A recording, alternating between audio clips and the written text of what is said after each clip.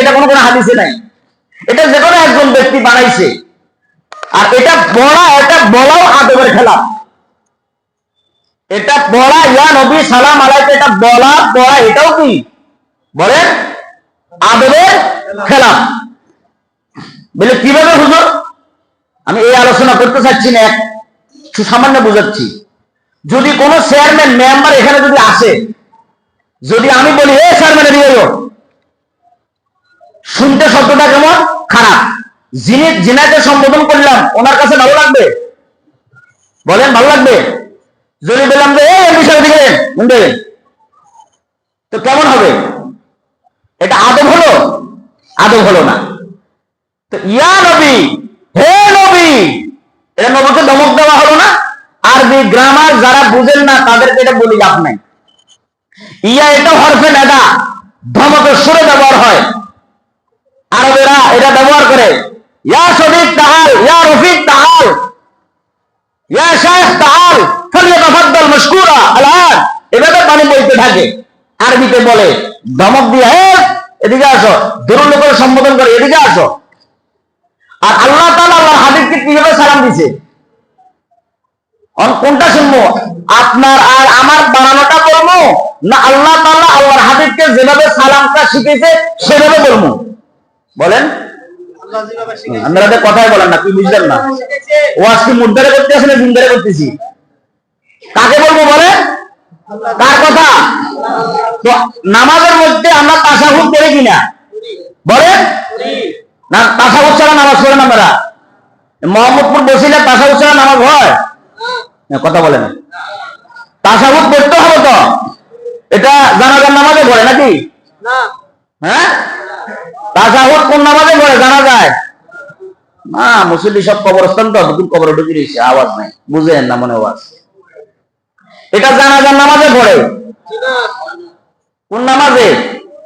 জানাজা ব্যতীত সকল নামাজে। জানাজা ব্যতীত সকল নামাজে তাশাহুদ পড়া ওয়াজিব। তাশাহুদ পড়া কি ওয়াজিব? তো এই নামাজের মধ্যে বলে তোমরা নবীরে কত ভালোবাসো, বেশি লাফালাফি করো এ মাদারিরা, এ ভণ্ডরা, এ তাওয়াত বাটপারেরা, মাদার বন্তিরা শুনিয়ে রাখ কান ফানিয়া। মাইকের আওয়াজ যতটুকু যাচ্ছে। আল্লাহ তাআলা বলে তোরা নবীরে আমার থেকে বেশি ভালোবাসো, তো তোমার সালাম তো আদবের খেলাফ। আমি আমার আল্লাহ, আমার বন্ধুকে, আমার দুস্থকে আমি সালাম দিই কিভাবে? আসসালামু আলাইকা আইয়ুহান নাবিয়্যু। সুবহানাল্লাহ বলেন। আত-তাহিয়াতু লিল্লাহি ওয়াস-সালাওয়াতু ওয়াত-তাইয়্যিবাত। এটা রাসূলের কথা, এটা মেরাজের আলোচনা। আমি প্রত্যেক বলতেছি না, কোন কথায় আসছে এটাও জানি না। আসসালামু আলাইকা আইয়ুহান নাবিয়্যু। বন্ধু, দোস্ত, আপনাকে আমি সালাম দিলাম, আপনি আমার সালামটা নেন। সুবহানাল্লাহ।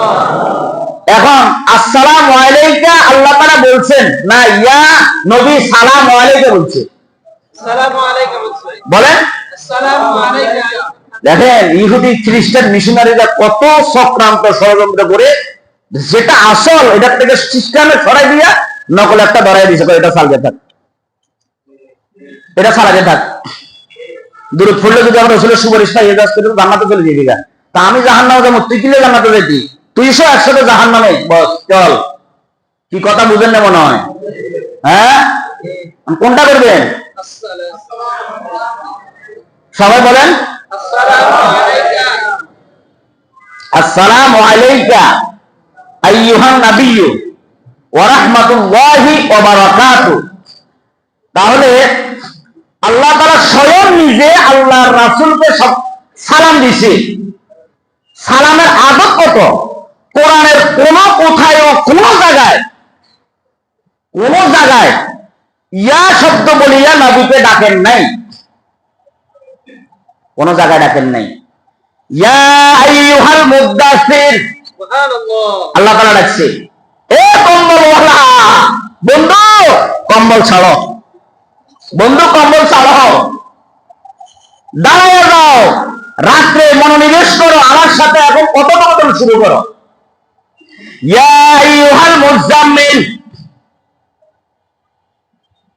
ইয়া আইয়ুহাল মুজাম্মিল, ইয়া আইয়ুহাল মুদ্দাসসির, ইয়া আইয়ুহান নাবিয়্যু কুল লিআজওয়াজিকা ওয়া বানাতিকা ওয়া নিসাইল মুমিনিন।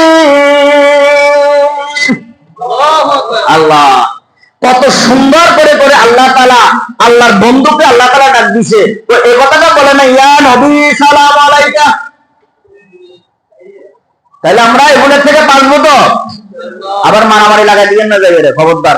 আবার চৌধুরী মসজিদের খতিব সাহেব আবার এটা বলছে, না বুঝলে বুঝবেন, না জানলে জানবেন, তর্ক করবেন না, মারামারি করবেন না। সবার জন্য জান্নাত আসে নাই, সবার জন্য জাহান্নামও আসে নাই। আল্লাহ তাআলা জান্নাতও বানাইছেন, জাহান্নামও বানাইছেন।